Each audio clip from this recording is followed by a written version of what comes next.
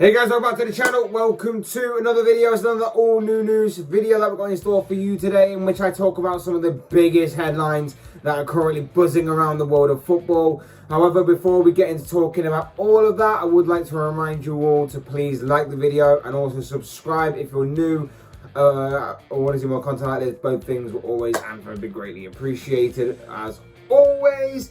But for now, let's dive headfirst into the headlines. There is only one place to begin, and we begin with some madness, we begin with some chaos, as there were incredible scenes that played out yesterday, and some absolutely incredible, phenomenal and bizarre scenes within the African Cup of Nations yesterday.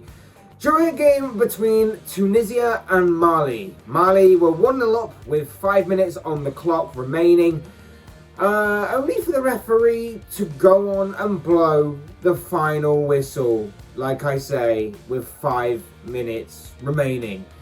The referee, who's named Yanni Sikazwi, blew his final whistle for the game to conclude on the 85th minute, much to everybody's confusion and much to everybody on the Tunisia side fury. Their players, their managers, coaching staff, whoever it was on the Tunisia side were not very happy indeed, and rightfully so, and obviously so.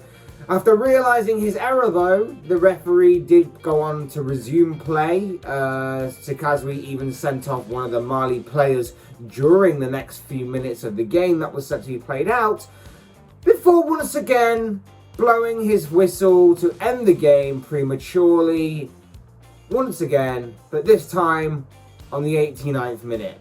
Another premature ending from the referee, again sparking another uproar, of course, from the Tunisia camp, just as injury time was set to be announced.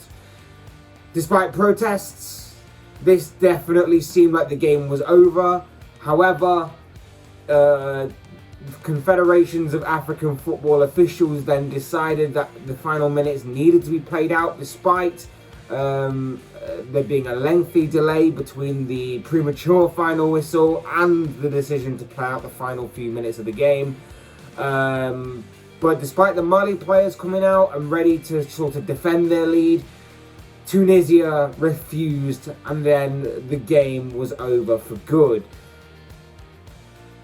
Just extremely bizarre and crazy, this whole story. I don't understand how this came to be, but it's been a crazy tournament anyway. If you've been keeping tabs on the early days of this African Cup of Nations tournament this year, you'll know that it's been a pretty intriguing and a pretty crazy tournament so far in its early days. And this incident has just really laid the icing on the cake and really brought everyone's attention to the tournament as a whole. So it was just absolutely crazy to watch and read about yesterday. But I have to say, I'm no detective, but I have been putting on my detective cap, and I have a pretty strong suspicion as to who might have sold referee Yanni Sikazwi his watch that helped him or didn't help him in ways not keep control of the game in terms of timekeeping. And I have a strong suspicion that it might be, of course, this man who sold him his watch. But in all seriousness, what was this incident? Can someone tell me, like, what was this? How did this come to be? Like, it was crazy. Was it just a case of refereeing incompetence? Or was this genuinely just a dodgy watch situation? A referee who just really wanted to get home? Maybe it's the classic meme of maybe his missus was home alone? Was this possible corruption? I mean, we probably all agree that it was probably just a bit of refereeing incompetence mixed with maybe a bit of a dodgy watch, but you know, still nice to throw out the corruption storyline just for intrigue, I guess. But absolutely bizarre, absolutely crazy whatever it was absolute chaos nonetheless, and it would be very intriguing to see what the repercussions are following this incident, because obviously I imagine that the officials overseeing this tournament were definitely not happy, especially when they ordered play to be resumed and the Tunisia players refused to come out and play the final few minutes. But whatever the case may be, the African Cup of Nations has certainly started with a bang.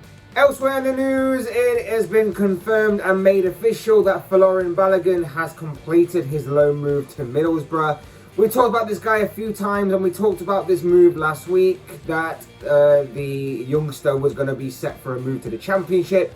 And yesterday it was all done, dusted and confirmed that he has completed his move to Middlesbrough. This man, like I say, many people are calling him to be the next breakout star of the Arsenal youth setup, and this move will hopefully gain him some much needed first team experience, especially with it being in a very tough league. Like I say, Middlesbrough pushing for promotion, they're pushing for them playoff spots in particular, and for the 20-year-old, maybe he can help their cause.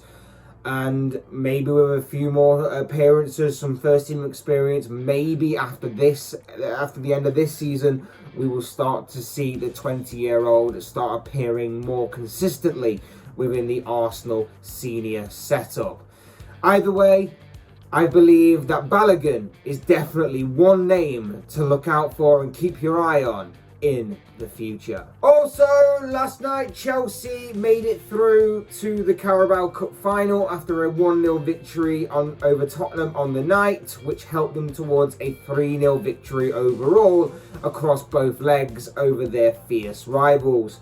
With a 2-0 victory in the first leg, Chelsea had already 1 foot in the final, and last night they managed to finish the job thanks to Antonio Rudiger's only goal of the game that proved to be the difference maker for the Blues in the first half. However, the major talking point last night was the decisions that VAR made. It was brought out into action on 3 occasions last night to correctly, by the way, in my opinion, deny Spurs from getting back into the game. The first was to overturn a penalty that the referee gave for Pierre-Emile Højbjerg after he was challenged by Antonio Rudiger, but the initial contact was made outside the penalty area and therefore a free kick was given instead, so I believe it to be the correct decision. The second was to again deny Spurs a penalty after Kepa's challenge on Lucas Moura, but again VAR overturned this after seeing that Kepa had made contact with the ball first, and so again another correct decision there in my opinion. And the third was to deny Harry Kane's goal, which was rightfully offside as he was ahead of the goalkeeper when the ball was played through to him before he scored. But whilst Tottenham suffered another disappointing defeat, and whilst the officials and VAR had an extremely busy night in general, the night really belonged to Chelsea, of course, who will now go on to the final at Wembley on the 27th of February, I believe, to go on to the Carabao Cup final. And they will, of course, face either Liverpool or Arsenal. Remember, the first leg of that semi-final is set to be played out tonight, obviously due to the postponement of their initial first leg last week because of Liverpool's COVID issues. And either way you look at it, the final looks to be exciting, whichever of these two teams is going to progress.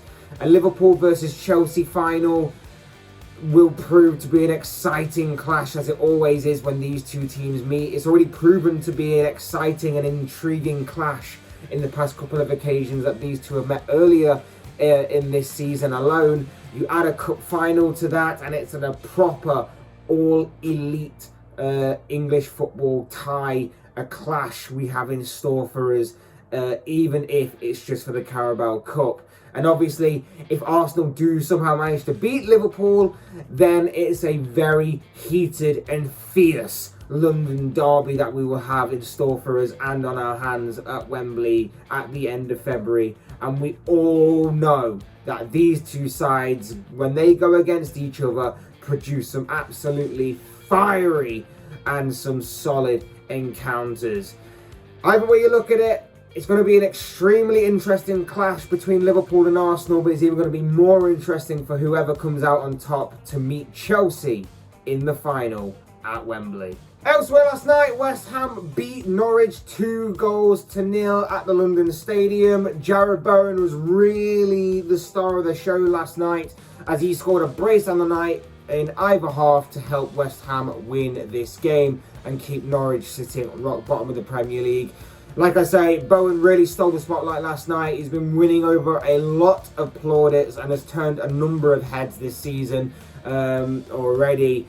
Was really the star of the show. Like I said, a constant thorn in the Norwich defence's side. Could have even added to his goal scoring tally for the night, but rather unfortunately for him, he had to put up with just the 2 goals for a good night's work. A quality performance all round from West Ham, and especially from Bowen, and a great 3 points overall for David Moyes' side, who re-enter the top 4 following this result. It really is heating up for them top 4 spots, isn't it? A lot of teams all scrapping for Champions League football next season. It's going to be very, very, very interesting going forward. And finally, we're travelling to Germany and the Bundesliga for our final story, and we come to Bayern Munich, who yesterday confirmed that winger Kingsley Coman has signed a new contract with the club. The Frenchman's original contract was set to expire at the end of next season, and of course, in typical sort of fashion, speculation on his future began to grow because of this. But the speculation seems to have all been squashed now following the announcement yesterday that he had signed a new deal. The 25-year-old has signed a new deal that will see him last at the club until 2027.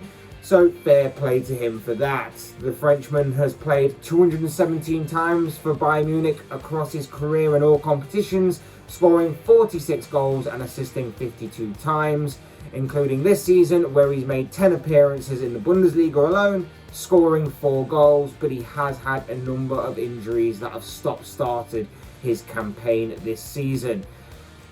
Coman, of course, was the man to score one of the most important goals in Bayern Munich history and one of the most important goals in his career as well, when he secured Bayern Munich the Champions League title by scoring the winner against PSG back in 2020. But of course, as I always say, these are just the thoughts, comments, opinions, predictions, whatever you want to call it, of this guy. I want to know what you guys think. What do you make of any of the news stories that I talked about in this video? What do you make of the absolutely madness and chaotic moments in AFCON yesterday between Tunisia and Mali and the referee and all that controversy?